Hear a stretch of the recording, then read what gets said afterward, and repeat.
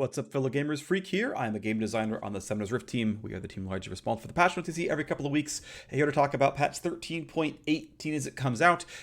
Do want to take this video a little bit differently than the ones before. It seems from the last couple of patches that the patch previews that I've been doing in the off weeks have been actually the more popular videos. Those are recorded, and I usually give a lot of the context around why we did the changes we did and why we chose the context, or sorry, the specific tactics that we did. And so it feels like that's what people are trying to get the sort of deep dives in. And so the hope with this video and this series kind of going forward is going for something a little bit faster, a little bit more of a TLDR, and then diving into the actual numbers when they make sense and when they're actually needed. Otherwise, taking a bit of a sort of easier approach to all this stuff. Also want to point out that I started doing, as of yesterday, a retrospective on the previous patch. So if you want to see how 13.17 landed from my point of view, you can see it on my channel. It'd be the most recent video before this one. Anyway, let's talk about patch 13.18 as it comes out. Worth noting that patch 13.19 is the World Championship. We have been trickling in pro balance, pro focused balance throughout the last couple of patches. I know I said earlier on I wanted to be done with pro balance by like 0.17 or 0.18.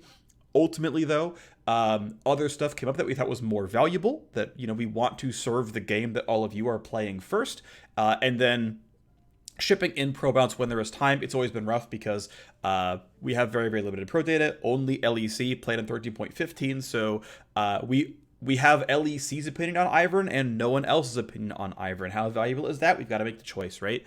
But the LEC playoffs finally concluded last weekend, and so we now have all the pro data we can ever use, and do final touches coming into 13.19.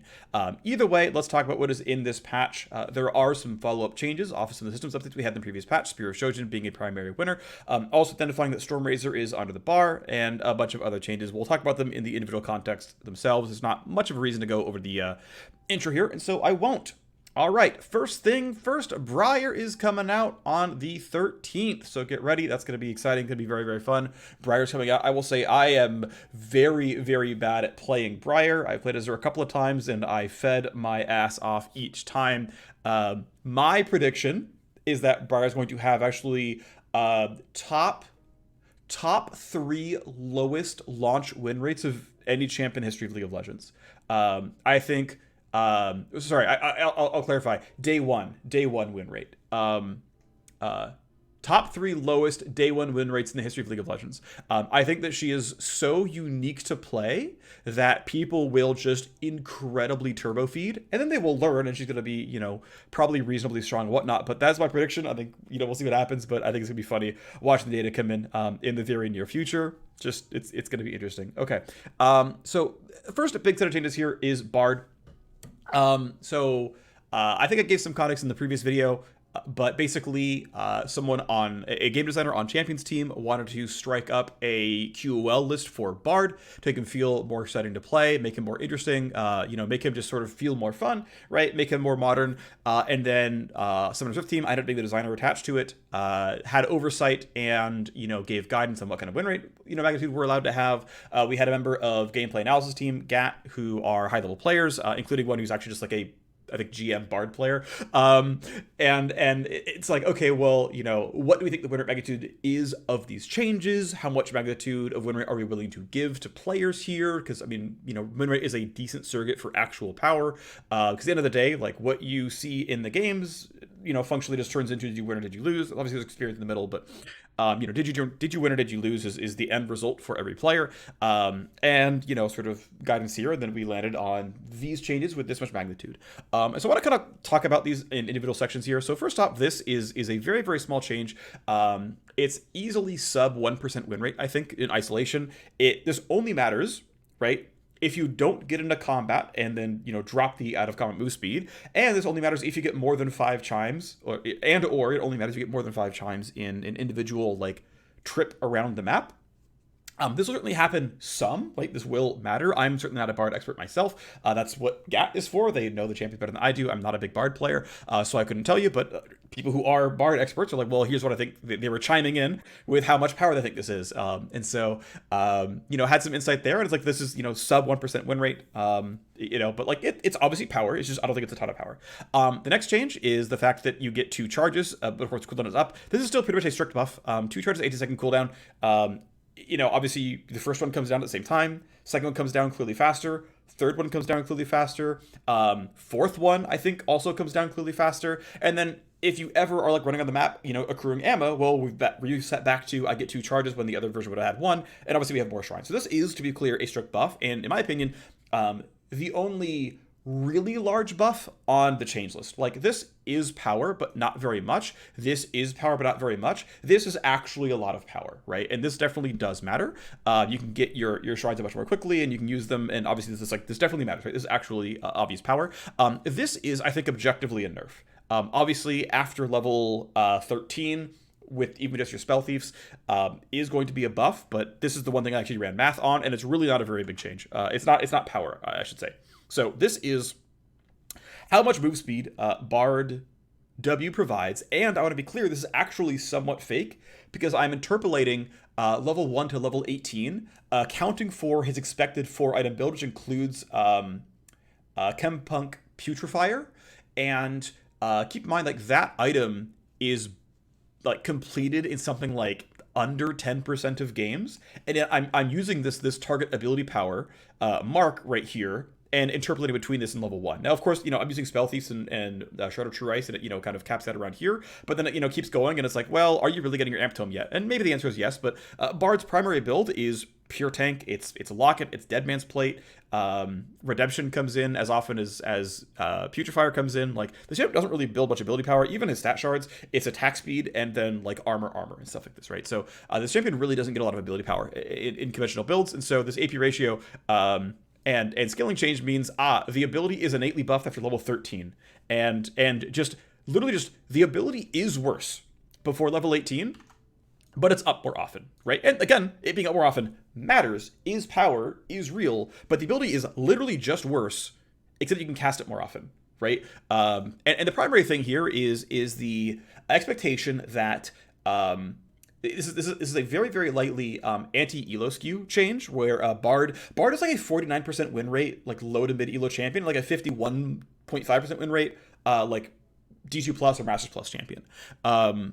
And it's like, okay, that's like pretty powerful, obviously wins games, but part of this, the theory goes, is that just pressing W on your teammate and giving them a short burst of move speed tends to be a really high elo skewed thing. I think this is true with Melio. I think this is true with Rell, which is happening later this patch. But donating a teammate some move speed for a short amount of time is high elo skewed, because they need to know your kit well enough to know that you can give them move speed. Which obviously scales with player skill. And also, the players need to understand, like, oh, this shrine ability that tells me I should cook it on the ground, actually the best use case is just put it on Ashe and have her run faster. And obviously you can do it twice as often, right? Like, this is power. Again, this is power. This is powerful. This is a buff, to be clear. But the, individual shrine is weaker. Then lower skill players like, I put the shrine on the ground, it cooks to full HP. Okay, we can grab it. Congratulations. And so this should, I think the theory is very, very lightly on elo skew Bard. It will probably still be elite skewed. That's fine. But hey, some result is, that sort of suite of changes. All right, next up is Gwen. Gwen is getting more health growth, and Gwen is getting the monster damage cap alleviated on her passive. I forget the patch, but like 11 point something had a Gwen change where it was trying to unpro skew Gwen. It was moving a bunch of damages around. I think it lowered the amount of true damage that she had. It changed how the scaling worked. It changed, I think, her ult required auto attacks to get the second and third charge to come back, like a bunch of stuff like this, and ended up doing a really, really good job of having Gwen not be a 45% win rate solo queue champion with 80% pro presence. Part of those changes were also removing Gwen Jungle from the equation. Gwen Jungle was only 12% of her pro play rate, but so it's 88% was top lane, 12% was jungle, but it was not zero. So if you're part of why we can pick Gwen is we can flex her into jungle, so it has a very small impact. Anyway, those changes did a lot to unpro skew Gwen. That was great, because it means that Gwen was able to be a pretty successful champion. 48-49. So on average, players at home are winning an appropriate number of games. Great, right? Those are good changes. But it also came with getting rid of Gwen Jungle. And at this point, we're like, okay, well, I don't think Gwen Jungle was intrinsically a problem. It's just that Gwen was a pro problem, and one of the levers we chose. I say we. I wasn't part of the team back then, but one of the levers chosen was okay. Well, she's not going to be a flex pick. Like she's not going to be a jungler. Anyway, at this point in time, Gwen has a little bit of pro presence. She's okay-ish in solo queue, but it's like I think moving toward a decent win rate is on average a good choice for most champions, because it means that when you see a champion on your team in champs, like you go, oh okay.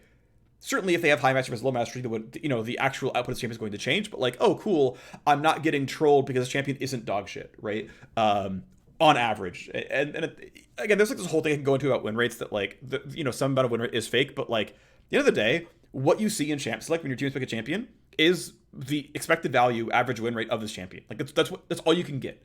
And so there is some validity in balancing toward win rates as like a goal. Not the ultimate goal, but like there is some validity there. We'll stop and not go any further. The point I'm trying to make here was this change to the passive was, right, we had the measurements of how her win rate changed on this patch. And essentially what this did, to recollection, was this change list gave her about 2.5% win rate in top lane and 0% win rate in jungle. And this change was the only jungle-specific lever that was done. Everything else was like, your Q damage has changed or whatever. And so this stuff like might have actually been anti-jungle skewed. That's entirely possible, sure. But essentially, this is like a straight revert of the like 11.13 or whatever changes that seemed to be indicated that this was about 2.5% of win rate to jungle specifically. And so reverting that means we had about 2.5% of win rate, aka power, into the jungle. The health growth change is intended to be about 1% win rate worth of power in top lane, and this should make Gwen top lane. She's going to get like a little bit from this, right? Like this will have some impact because Gwen top fights Rift Herald, and Gwen top fights Baron, and Gwen top, right, like does engage with monsters once in a while. So she will gain some power here. So Gwen top probably gains like 1.2345% win rate. And Gwen jungle gains 3.5-ish, and this should put her win rates pretty near 50%. We want Gwen top to be the primary role. We don't want Gwen top to have to be nerfed because of Gwen jungle. That's definitely not something, or we don't want that result. And obviously, like if this happens, if Gwen jungle gains 7% win rate, okay, well we know exactly what level we're touching, and we can just like go softer here, right? So. Anyway, spent a long time, but here is the math. Here is Gwen's base health before and after the changes. And then here is the monster damage cap here. And you can see that, yeah, this is basically a 50% increase in damage here. Trending towards a, roughly 3.5 item build. This is like death cap plus 3 other pieces, or, Zonia's plus whatever your other like not death cap piece would be, is going to be around this kind of world. And anyway, you very, very easily hit monster cap here on this ability. So this is just straight up like, 4 to 5 more on hit damage per auto attack and per Q strike on something like Red Buff and Big Krug and Gromp and whatnot. So this definitely matters a lot for clear speed. Gwen's going to have a fast clear. She's going to be one of the faster junglers in League of Legends. It will probably feel really good. Of course, her gank pressure is non-existent. That's probably fine to have some more junglers out there who don't have gank pressure, whose job is to not aggressively interact with enemy champions. It's probably good to have that sort of role out there in the game. Anyway, I think this is some pretty solid changes, and that's kind of the situation with Gwen. Next are buffs to Irelia. Irelia has a little bit of win rate room in solo queue if we're, again, targeting 50% win rate. Irelia is the kind of champion we see in pro play some. This is somewhat spurred on by saying, hey, maybe we'll see a little bit of Irelia in pro play. That'd be kind of neat. At the end of the day, it's like this cooldown change is allowing her ultimate to match other generic teamfight ultimates that aren't like game warping. So there's some teamfight ultimates that are like really, really strong, like Ornn. Ornn has a longer than average teamfight ultimate cooldown. Irelia had like practically Ornn tier of ult cooldown, and now it's like, Malphite tier, like pretty normal teamfight ult tier cooldown, which I think to me is just like very reasonable. I think this is just like the right shape. It's why I like this lever. I think it was a good choice by the designer. And we just chose 50 seconds because we think this is what, the magnitude of win rate we're afforded, the magnitude of power we're afforded here, and saying that this should be, a fairly normal sort of ultimate cooldown, and this is, a reasonable amount of uptime for a champion like Irelia. Not much to say here, right? There's not any exciting math here. It's 50 seconds of the cooldown. Great, moving on. Next up is Jarvan. Jarvan was already doing pretty well before the previous patch, but we buffed a core item that he builds in Gore Drinker. We then buffed a item that he started to use a whole lot called Spear of Shojin. And of course, Jarvan is now just too successful as a champion. He's clearly too powerful. Win rate ends up being a pretty good marker for this, of course. And yeah, this champion is just winning a whole lot of games. 2% off of his passive was a change that was made a year or so ago. I forget exactly when, but it had about 1.25% win rate when it was done last time. And so if we're targeting win rate magnitudes as like, does it make sense? And the context here that the designer put out is like, hey, this champion is frequently going into pretty tanky options after his first two. He's doing like the primary builds for Jarvan are Gore Drinker Shojin into tank. And that's fine. There's nothing actually inherently wrong with that, but it's saying, hey, if we open up the option to keep building some damage, maybe you're going to go for one more damage option. If we lower the amount of flat free damage in the kit, maybe you're going to have a slight more incentive to keep going towards damage and, open up some more choice here. I think that's pretty defensible and pretty reasonable. Ultimately, this thing still does have pretty good damage. To my recollection, this does actually affect his clear a little bit. He does still hit, like this will sometimes like not interact with monster cap, so you really will get the actual damage reduction here. But anyway, obviously it's just 25% less damage, right? Going from 8% to 6%, nothing too exciting here. But essentially just picking an example target. This is actually using Jarvan as his own test dummy, looking at Jarvan's example builds and saying, okay, if he's hitting himself, how much damage is the passive doing? And you can see it's a solid, in mid-game 40 less damage dealt at the end of a combo, which, hey, right, not trivial. It does matter. This is some damage off, and so the change to Jarvan. Not much to say here, but yeah, this plus Shojin is meant to be a solid amount of power off. Jarvan will still be strong next patch, honestly, and that's fine. Kassadin was buffed a while ago. Back in 13.15, there was a mistake, basically. This I don't want to get into it. It's not worth it. But there was a mistaken buff to Kassadin back in 13.15. He was mistakenly buffed for Summoner's Rift. It happened. We looked at the win rates afterwards and was like, hey, do we want to micropatch this? No. Do we want to change the next patch? I gave it some thought. This ended up being my call. And I was like, no, I think it's okay if Kassadin is 51 and change win rate.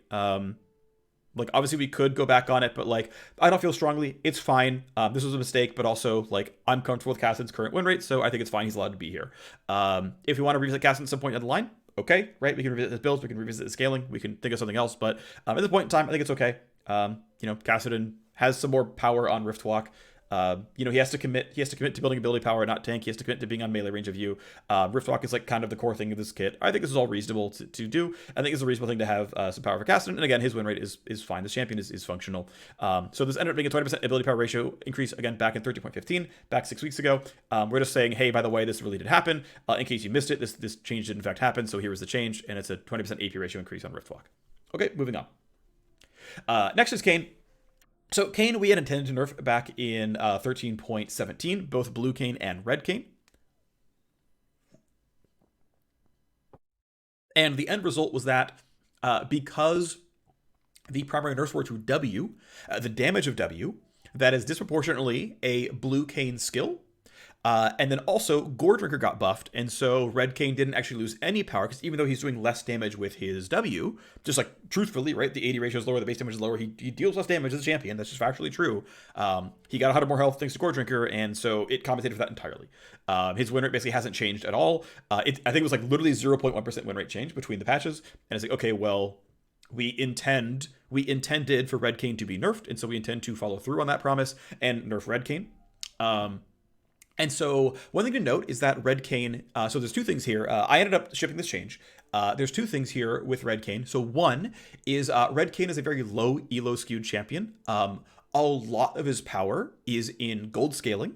And a lot of his power is in his opponent scaling, because all of his damage is basically are percent of target's max health. His Q is target max health, his ult is target max health, his passive healing scaled with champ level. And a very easy rule of thumb is that low elo games go later than high elo games. And so anything where the rank 3 ulti matters is a low elo skewed change. Champ level 15, 16, 17, 18 matters is a low elo skewed mechanic. And anything that scales with, your champions on the opposing team leveling up, right? This ability innately scales with people getting to level 17, 18, or whatever. And so that's one thing to be hey, by the way, while making these changes, it's a nice secondary effect, a second order effect to lower the elo skew of this champion. I think that's generally good. I don't think there's a good inherent reason why Kane should be low elo skewed as red Kane. I think a champion like Azir, I think reasonable to be highly skewed, right? Is a highly skilled champion, should probably always be better in the hands of experts. Cassante, probably similar boat, right? Cassante is just going to be better in the hands of experts. He's hard to play. This is going to happen. Garen, Master Yi, actually probably should be low elo skewed champions. They're pretty easy to play. Andy maybe a similar boat here, where it's like, yeah, these are expected to be easy to play champions. It should make sense that in a lower skilled environment, people haven't had as many games of League under their belt, right? They're less practiced. Yeah, the champs are going to tend to perform better, and that's fine. I don't think Red Kane falls under that umbrella, and so to me, it's like, well, if we make these changes knowing this is going to be the result, that's fine. The primary thrust, though, is actually just in jungle snowballiness. So jungle is the highest agency role in the game. I have done a lot of thinking on this topic. I have several theories why. There are some we can address easily, some that we cannot address easily. But one thing that I've been trying to do in the interim, when given the space to make jungle champion changes, is I've generally tried to lower how much junglers snowball. Because in a top lane case, like if a top laner snowballs, obviously you're locked in lane against them, and so you have to kind of be around, and especially if top lane's melee versus melee, you have to kind of fight for CS. But at the end of the day, that champion is on vision at all points in time, or a lot of the time. They can wave clear and roam, but then you can ping them missing. Like, they have to show up for duty and be in vision, and they can't impose their will. They can't impose their lead in too many other places. This is still also true for mid. Yes, mid laners can roam. This is kind of true for bot. Yes, bot laners can roam, but like, they still have to check in their lane frequently. For a jungler, junglers convert gold earned into gold per second, because not only do they now clear their camps faster, right? So getting early gold snowballs into more gold, even if you don't interact with the enemy team, compared to like it's easier to last hit. No, they actually kill the camps faster, so that they respawn faster, so that like the XP per minute also goes up, not just gold per minute, right? Whereas like, in top lane, you still can't make more minions spawn. Junglers who earn gold make more monsters spawn, right? So that's snowballing, right? Like, jungler literally can snowball, right? In this regard. The second thing is, because they have access to the entire map, they can snowball in killing enemy champions more rapidly. And it's like, okay, well, this also spills forward. And so anytime where a jungler really like double dips their own gold income, that's where I'm like, okay, hey, this class is already pretty snowbally because of what else they can do. I'm going to tend to lower the snowballiness of jungle champions. Their baseline reliability might not get changed, like it can move very much, but like the amount that they're going to gain from gaining, maybe that's going to go down here. So basically, the per level scaling of Kane passive is getting ripped out. It's just going to be a flat 25. This means that this entire thing is multiplying how much gold he gains, right? And this is sort of a side grade AD ratio nerf. We'll talk about the math here in a second. And the second one being a simple AD ratio nerf off of the ulti itself. The other sort of rule of thumb I'm going to suggest is that I think ultimates should not scale very hard. I think some have to. So something like Crowstorm or Rumble's Equalizer. I think there's some spells where it's like, look, these abilities kind of have to have good AP ratios, because this is the core offensive output of the champion. If Fiddlesticks doesn't do good Crowstorms, he's not Fiddlesticks anymore. So it's like, there are plenty of room for exceptions. Twisted Fate ulti doesn't have ratios on it, but also like he's delivering himself, which means all of the rest of the kit scaling is rolled into his ultimate scaling. Like, there's some ways you just cannot unentangle this, and that's fine. But in general, having ultimates have a high amount of reliability when possible, and then saying, well, you can scale it some, but like, we're going to mostly rely on level scaling for this, I think is directionally a pretty good thing for the game. I don't think we're like wildly far off, but like something I want to kind of nudge toward. And hey, by the way, it only takes 130 attack damage, 120 attack damage to double the base value of your ulti is an extremely aggressive AD ratio. This is unheard of for an ulti. This is like by far the largest scaling of an ultimate in the game, and it's not even close. And it's like, okay, we can bring this down to like some level of normalcy, and I mean, just continue on this trend. I think just, probably the right choice here. So anyway, we can talk about the math here finally. Here's the healing coming out of the Kane passive. Again, most games don't go to level 17, 18. So, and also a average transform for Kane is doing reasonably well is around level 8. So like most games are in this boat where it's 104 to 89% healing. Like, this is not a huge change. It is, I think, a nerf. It is more red than green. Again, the goal is to nerf red Kane, but like, it's in this kind of world. Again, the level 16, 17, 18 is more of an oddity for playing League of Legends. And then, of course, the ulti. This is assuming going into a 4-item build. This 4-item build actually includes a Spirit Visage in this case. But essentially, as you trend towards a full build, how much damage are you really getting? And yeah, it's down meaningfully, right? It is down. You're going to lose 10% of the damage as ability. Your ulti is going to do 10% less damage. This also means 10% less healing. The healing of the ult is based on tooltip damage, so this, of course, does matter. These are nerfs. These are nerfs to Red Kane, but they are nerfs in a scaling front. And a scaling front, and hopefully this lands correctly on magnitude. That's the goal here. Nexus Kane, not much to say here, but basically just trying to soften up on some Kane needs. I actually really like this sliver a lot. My theory for pro play versus solo queue is that because pro play is so much slower played, they don't care about long ulti cooldowns because by the time they take the next team fight, the ultis are back up anyway. And so any kind of ultimate cooldown buff is going to affect solo queue, but not affect pro play nearly as much. I believe pretty strongly that is going to be true. And so I think, hey, here's Kennen, who's I think like a fairly low win rate. I think he's like a 47% win rate top laner, and like gets sporadic pro play. It's like we can get a lot of win rate out of something like this without actually affecting pro play very much. It's light touch. This obviously still matters, right? Level 11 is a real 11 that Kennen reaches, a real level that Kennen reaches. This matters to some degree. Let nurse energy cost, like you max this last, I believe, if I recall correctly. And so this is going to be felt for -100 energy cost for a very long portion of the time. Great, easier cost. Not much to say here, but obviously buffs to Kennen. These aren't going to be absurd, but yeah, stronger champion. Next up is Rell. Rell is interesting because she did get nerfed last patch. So what's interesting is Rell has had several nerfs that didn't look like Rell nerfs. So we nerfed Rell back in like 13 or something. I forget exactly when. But she had nerfs in like 0.13 or 0.14 or whatever. That was like the last time we like did obvious direct nerfs to Rell, and she lost power there, and cool, great. And then she kind of remained like the top pick in pro play. And then 13 point, I think it was 0.15, there is a change made to have Rell's passive always apply after the damage, so that it wouldn't amplify her own damage, and it affected so many of her abilities that this actually ended up being like a 1% win rate nerf onto Rell. Now, of course, no one's ever going to realize how much power that was, but like, win rate data suggested that Rell just lost 1% win rate off of that patch way back in 0.16 or whatever. And then in 0.17, Even Shroud got nerfed by 3% damage amp. That was also a Rell nerf because Rell almost always buys Even Shroud. She has the highest Even Shroud selection rate of any support tank in the game, or any champion in the game. So it's like Rell actually has received 2 indirect nerfs. Well, I mean, again, the passive change like is going to read as like not a nerf, but was actually a meaningful nerf. And Even Shroud, like no one goes, Even Shroud got nerfed, I'm gonna play less Rell now. But like it's true, right? Like she's less powerful here, right? She's so good at applying Even Shroud. She's so much about the engage. Regardless, we still measured win rates. Last Monday, we had the data come in. We still knew what Rell's win rates were. And it's like, okay, she's still winning a large number of games, especially in ultra high elo.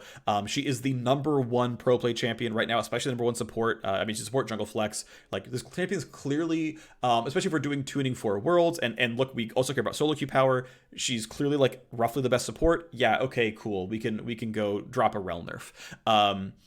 I can get into a side conversation around making choices as game designers, and not just picking win rate as the only thing that matters. TLDR, the result is Rakan is fine and Rell is nerfable.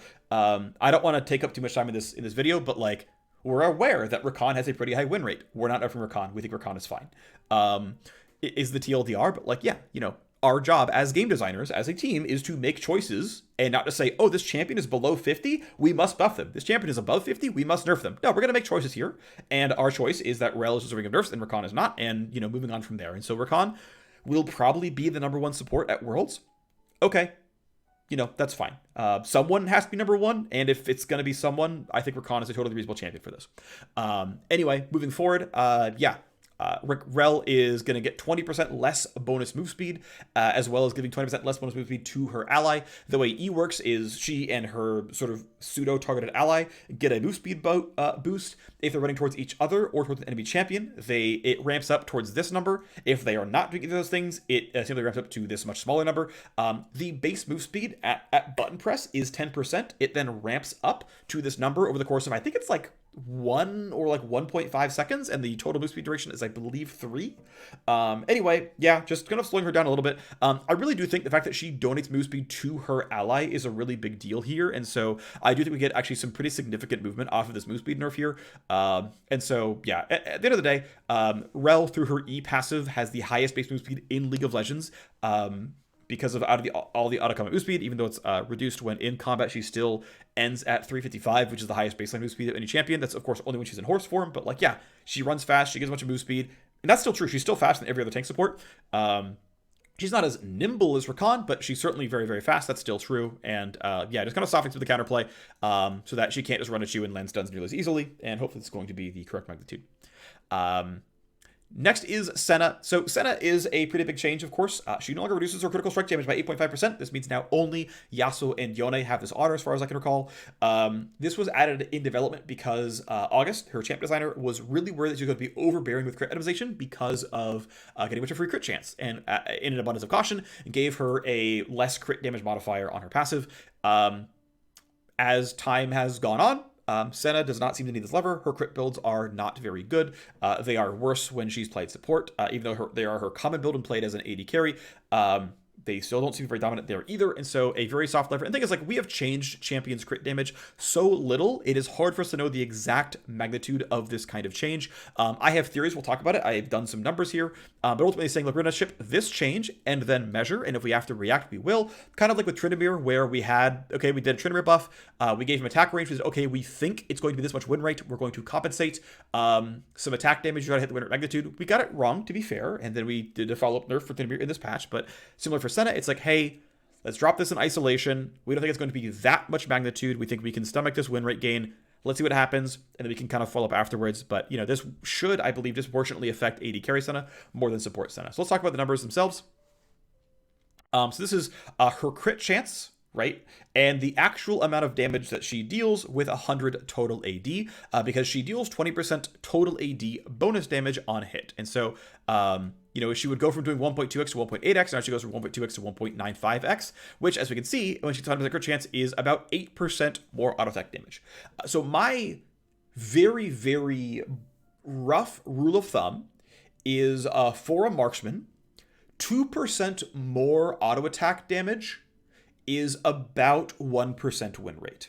Now, you see this and go, whoa, Phreak, what the heck? That's a lot of win rate here. Now, calm down a little bit here, because keep in mind, right, you do not get this in the early game, right? You do not get this at the start. You only get this as time goes on. You get this later, right? You don't get this until, and honestly, like, you can't even have 5% crit chance, right? So it's like, this is kind of fake anyway. Like, you know, again, these numbers don't really exist. But like, you know, if you got a Cloak of Agility, we're just, yeah, okay, this number is fake, but whatever, right? Now keep in mind, it takes 20 souls to get this 10% crit chance. So this doesn't have a change until she gets to 20 souls.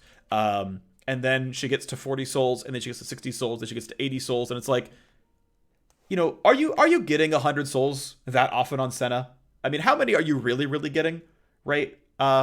Right, assuming you're not going for a Kraken Slayer build, like, how many souls are you really getting? Are you really getting 100 souls in your Senna games? I would argue not that often. Like, you're not getting that absurd numbers. You are gonna stack, and, you know, the way the game goes, gonna keep growing, and sure, like, you know, she's infinite scalar, but like, you know, if these are your actual breakpoints, it's like, okay, this is going to be some win rate, sure, but it doesn't affect your Q, it doesn't affect your R, it doesn't affect your ult, your W, like, it doesn't affect all your other stuff, it affects only her auto attack damage. And keep in mind that Senna has a really low base attack speed, or attack speed ratio. So like, her functional attack speed over the course of the game is quite low. It's lower than other champions. And so auto attacks compared to other marksmen is a lower portion of Senna's power budget. Now again, there's totally a world where this is like a 2%, 3% win rate buff.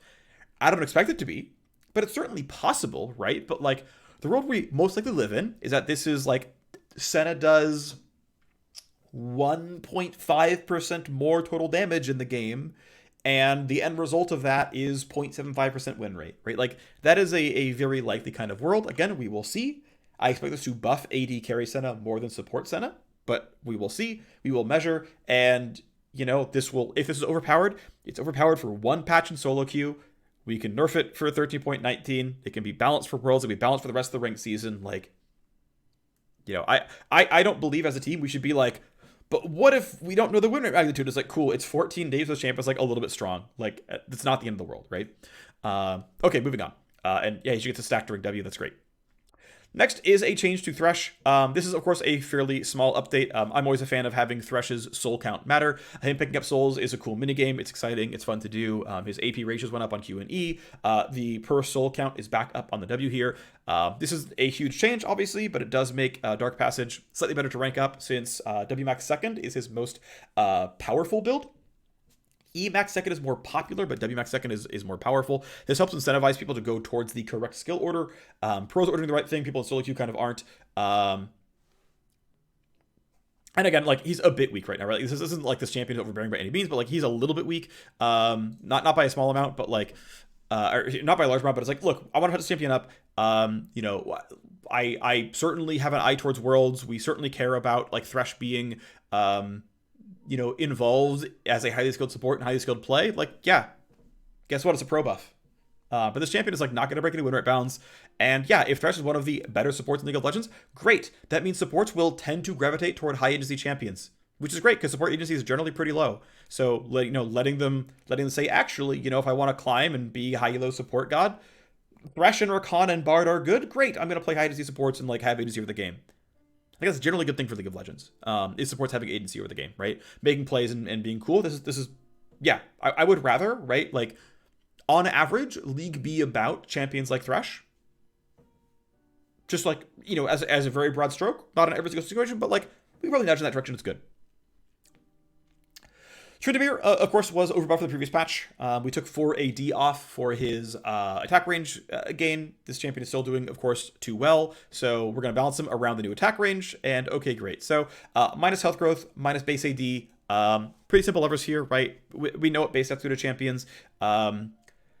If there's time, we could maybe look at larger kit updates to like, hey, the W is kind of a weird skill, and Q has a really large amount of attack damage onto it, and you clearly want to max Q first, and you know, like if someone wanted to like spend some time and dive in and do some kind of a ability reshape to Tryndamere and, you know, create better gameplay, that would be probably a cool thing at some point. But it's not on the short list of things to do.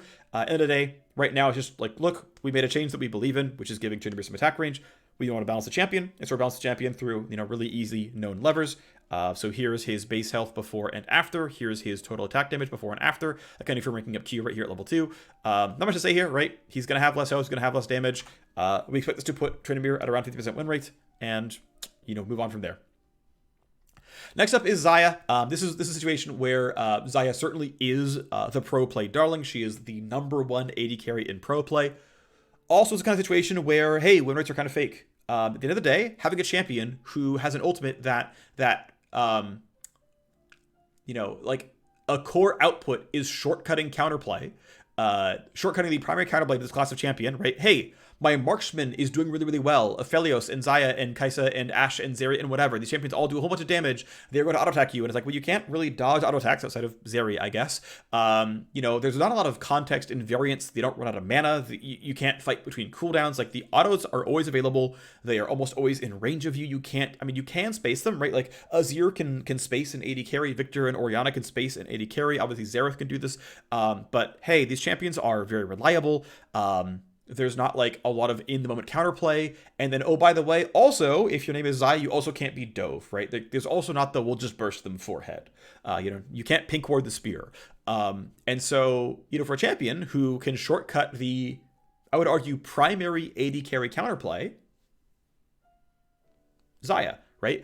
Now, to be fair, I think one thing that's happening is so Zaya's win rate in solo queue is mediocre. It's sub 50. That's fine. It just means that Zaya requires more practice before you put on the same kind of performance that other champions put out on average. But one interesting sort of side point, and maybe this is still deserved, maybe it's still correct, is Zaya has an above average cooldown for a AD carry ultimate. Now, I think it's deserving to have a long cooldown on Zaya ulti because it's so powerful. It you know, counters Vi ult, it counters a whole bunch of stuff, right? She dodges any telegraph spell. That is a lot of power to give an AD carry, to let them dodge something, you know, so strongly, so sharply, right? There's not even like the Vi smites you before ulti lands, like mind game against Zero Spell Shield. It's like, no, she just wins. So on the one hand, it probably can be very, you know, fair to say this spell has a long cooldown. On the other, I mentioned earlier, Pro Play doesn't really care about long cooldowns because Pro Play doesn't play that aggressively. The gameplay is slower. So there's actually a world where Zaya should have a relatively short ult cooldown, and she just becomes even more frail or something, and, you know, she does get to ulti, but something, right? Like, you know, there's a world where that ends up being the right choice. That's not the reshape we're going for right now. We're saying, look, let's try to preserve some level of solo queue power, but ultimately, Zaya is pro dominant, and a really easy, reliable, obvious lever for pro dominance is early game. So it's an early game cooldown nerf on E. It's an early game health nerf on the base stats with some compensation health growth to come back in the mid game, and of course the last rank cooldown on E also the same here. So, you know, once you get to like level 9. Zaya is not worse in any way than the current version of the game, but in the early game, she is, in fact, obviously worse. I think it's very reasonable. I think totally reasonable shape. I'm actually kind of glad there's compensation for solo queue as well. To try to make her bullyable. So you can look at the math here. Here's Zaya's health before and after, level 9 break even, and cooldown level 9 break even as well. So hey, nerfed 1 through 8, buffed 9 through 18. Okay, great. Moving on is, this was a spike on Crown of the Shattered Queen. So I was looking into Azir because he is one of the darlings of mid lane. And what I came across is that Crown of the Shattered Queen has about a 15% pick rate or lower on, like 15 to 10% pick rate on like 6 mages, and then a 50% pick rate on Azir. 50 versus 15. And if you look at pro play, it's 75% on Azir. And I look at solo queue win rate data. Win rate data is a little bit fake. But like it's going to be directionally decent. I'm going to like at least care, but it's not going to be binding. Is Crown doesn't appear to be the generically greatest Azir item. It seems like it's fine. Like it's fine on Azir. Okay, I don't mind Crown being a fine item on Azir. He buys it about half the time, and he buys like Leander's Balloons the other half of the time. Okay, sure, that's not a huge problem. What's going on here? But the fact that Pro is buying it basically exclusively makes me think, okay, this item has a bit of a shape problem. This item is Pro skewed. And we may still do Azir changes, right, for next patch. I'm still kind of thinking it through. But I wanted to reshape Crown because I think, hey, we can open this item up to more users. We can make this item like more interesting to use, and say, hey, this item literally only has one core user. Let's open it up a bit more. And so tactic 1 is slowing down Safeguard. It's less DR for longer. We'll talk about the math there later. And the other is moving Poise into flat ability power. Now, Poise, if I recall correctly, does not scale 1 to 18. It scales 9 to 18. So the moment you buy Crown, it is strictly stronger at all points in time because you don't even need Poise active to have more AP. But then as you move towards level 18, of course, when Poise would have been on, you're going to lose some ability power. And then when it's off, you don't get it. But ultimately, this ends up being just like a feels win. It's power neutral-ish, but like I think a really, really, really big feels win. This item just like now always works, and that's great. The big reshape though is this thing to Safeguard. I went through a couple iterations internally, but what we landed on is this. And so essentially the way to think about damage reduction, especially short-term damage reduction, is to think of it more like a shield. So imagine this was like, just for the sake of numbers, this was 50% DR. This would not be twice as good as 50% DR, because instead of taking 50 damage, you take 25 damage. Wait, isn't that twice as good? No, because you're taking reduced damage for a certain period of time, which means it's functionally a shield. It's blocking N damage, and instead of blocking 75 damage, it's blocking 40 damage just for longer. And this was permanent, right? If this was like, oh, I'm gonna channel Irelia W for an hour, or just like this is permanently on for some reason, I just like have a buff, you know, like for example, junglers take 20% less damage from epic monsters during their final pet evolve if they have allies nearby. So Baron just always does 20% less damage at all times to every jungler with third evolve. Oh, okay, well that's just, you know, that is just DR. That is just, you know, if you're gonna solo Baron or whatever, and Baron is the only input to your health, then yeah, you know, 40% DR is more than twice as good as 20% DR because Baron's gonna kill you, right, like proportionally much lower, right, 40 to 60 to 80 to 100, whatever. But as soon as other things join the equation, you can kind of just like treat this linearly, right? And so here's the math treatment for this, which is, let's say you're taking 1,000 damage per second, and every 0.2 seconds, how much damage has been blocked as a result of this item. And so over the course of 1 second, you can see like here is the damage blocked in any kind of given section of time. And then over here is how much total damage has been blocked by the item. And you can see that, if you're getting bursted over the course of a fairly small amount of time, then hey, this item is going to block, around, 3/4 of 1,500 damage. And so, you're kind of around this number, right? I'm not doing the math exactly right, but like directionally is what's going on here. I don't, there's like actually 1.5. I don't care. Again, the numbers are going to be close enough to accurate that like the direction is what matters, and don't worry about it. And so you can see like the actual total damage like blocked at the end of a longer fight where, everything's actually happening is, oh, indeed. And actually what I could do is just put in 75 here. That would be the right thing to do, and then add 40 right here. There we go. Now it's actually accurate. But you can see like, yeah, this item blocks about 10% less damage if you're taking Crowstorm to the face or Eclipse to the face, whatever. But in watching pro play and playing solo queue, what I think actually happens is in pro play, teams are very coordinated. And so the Rakan are flash Ws, and during the charm of the knockup, the team dives in, deals a bunch of burst damage. Tristana with Halo Blades puts on explosive charge, does a bunch of burst damage. Victor throws his ulti. Xerath like lands his combo. And all of that was during the 1.5 seconds of the Rakan CC combo. Because the Rakan CC combo ends, and Azir presses R and disengages the enemy team, and none of this mattered anyway. And so in this version, none of this would matter anyway in a world where they put all their damage in during the Rakan combo, he takes none of the damage, shoves out, and goes, all right, cool. We did it. I didn't care about this duration. Whereas I think in a lot of solo situations, you have much more spread out fights. Teams are much less coordinated. Even as like the feels experience of like, oh, the jungler comes to gank me, smites my shield off, waits 1.5 seconds and goes, up, you don't have a mythic, and then punks you, right? 2.5 seconds is a duration long enough to where you're like, actually, it's a judgment call of do I wait this out or not? It's actually where a lot of our shields are tuned right now in League of Legends. 2.5 is where it's like, okay, there's actually tension in do I wait or do I not wait? And I think that number actually lines up pretty well as kind of the right shape here. And so this has it pretty well. Feels wise, I think this is going to be in a pretty good spot. I mean, we'll see. I think players tend to receive sort of power neutral changes and reshapes with apprehension. But we'll see what happens here. I think this is still a good design, and we'll see what happens. Next is Spear of Shojin. I realize we're 45 minutes in, and I said it was going to take less time, and I'm not taking less time for a pretty short patch. Yeah, Spear of Shojin just ended up being a little bit overpowered. It's getting a bunch of views, so it's great. It's best in slot of Hecarim as expected. It's best in slot, second slot on Jarvan expected. Sin Jiao's picking it up. We're seeing champions like Vi start to play it a little bit more. That's great. People are kind of rolling on, trying this item out, and that's wonderful. I want to point out one thing, though, which is at this point now, Spear of Shojin has, as of 13.18, will have traded a longsword out for a ruby crystal in, which is like pretty power neutral, right? Longsword out, ruby crystal in, pretty power neutral, and also is strictly weaker at 4 and 5 items. So if someone goes to you and goes like, yo, I got the tech, okay? This item is cracked, 5th item Ezreal. And it's like, this item might be good 5th item Ezreal, but it was better 5th item Ezreal a month ago. And so if it's like, wow, I can't believe Riot overbought this item, I'm seeing Shojin as 5th item on 80 carry. It's like, well, you should have been seeing it for 3 years because it's been this good. Now, okay, there's a cost reduction a little bit early on, but like, basically at this point, it's like, okay, the sum total changes are a stat reshape, and the haste is definitely better on slot 1, 2, and slightly better on 3. Like that is real. Like this item is buffed early game, right? As 1, 2, 3, this item is stronger. Like that is true. This item is not objectively stronger on 4, 5.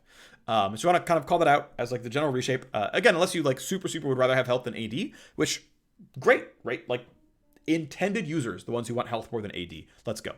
And the next is Static Shiv. I mentioned this. I give a lot more context on this item in the patch preview that I put out last week. But essentially, tapping down the minion damage pretty aggressively, down to something that's more normalcy. I still keep seeing the Reddit comments of like, just make it crit forehead. It's like, this item does not need to scale harder than it already does. The entire point here is not making it crit as hard. These changes, by the way, are not about LeBlanc anymore. These changes are about the fact that marksman items really just shouldn't scale as hard as they do.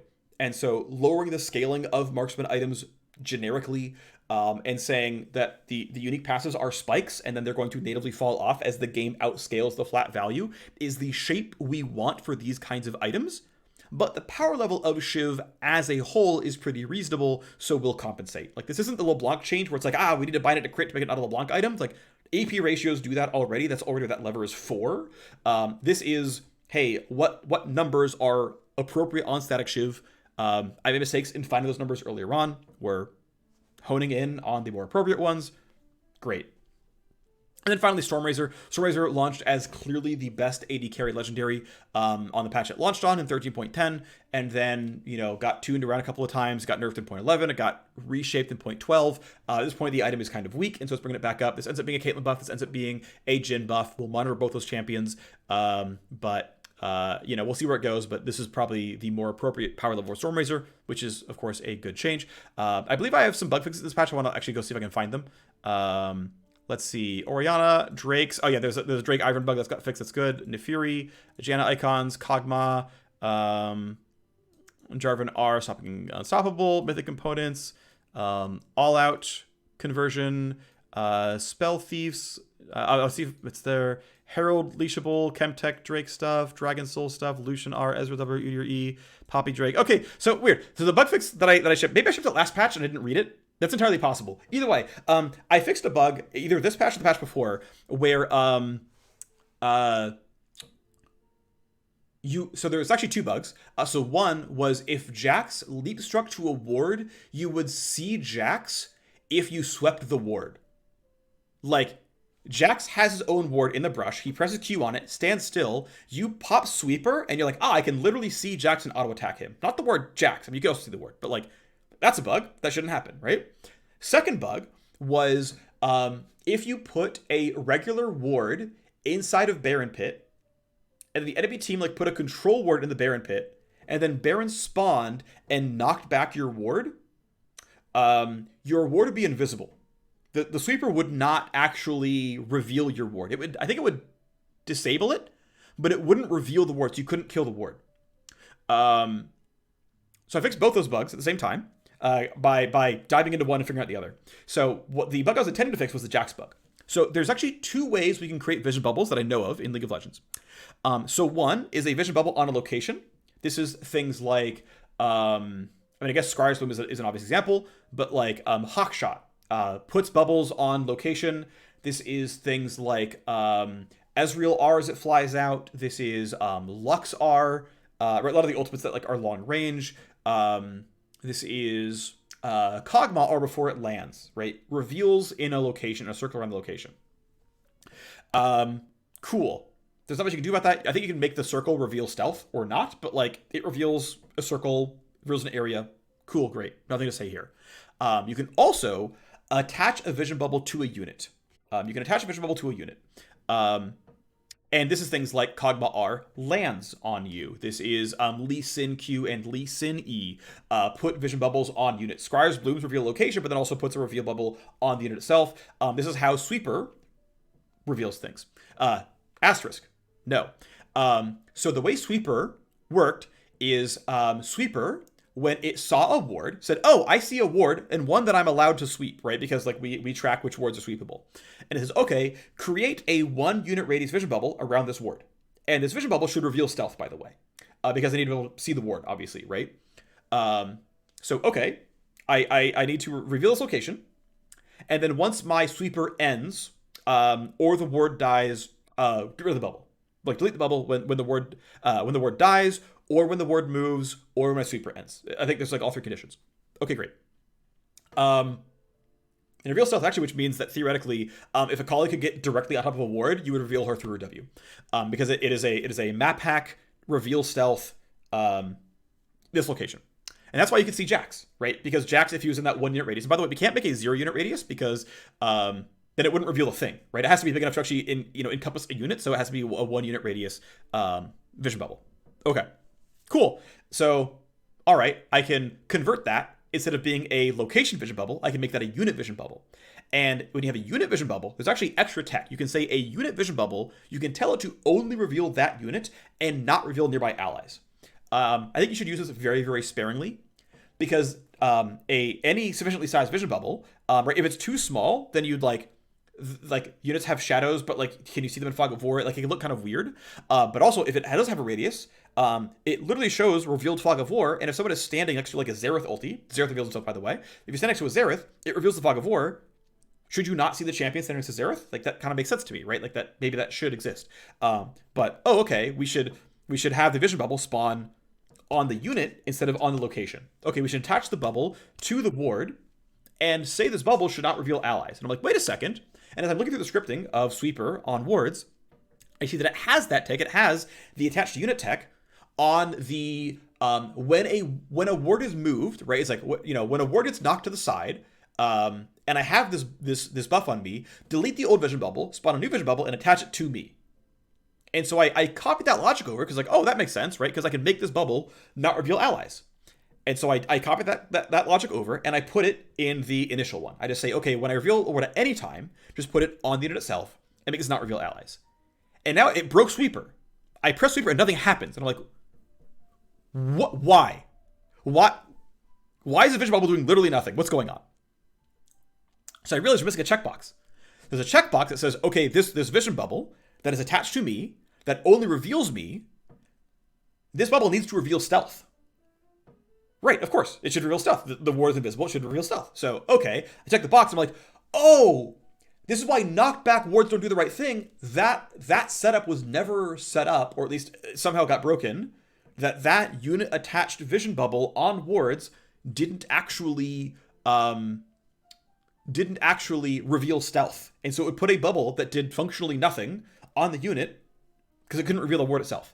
Unless it was revealed some other way, right? Like if some other form of vision gave you vision of it, then you would see it, right? Like if there was any other version of sweeping, vision granting, whatever, then that would give you the vision bubble, and then you could see the ward, you could kill it, all that stuff. So it's like, oh, okay, cool. So basically, I just sort of fixed both bugs at once. Now the knockback ward will get revealed stealth, and now the in-place ward just uses that same kind of logic, and it is said, no, whatever's in this vision bubble, only reveal the ward itself, don't reveal any ally champions. So, fixed 2 bugs. All right, that's the match rundown. Unfortunately, so went on for an hour. Maybe I'll get better at this at some point in time. Thanks for watching. See you next time. Bye-bye.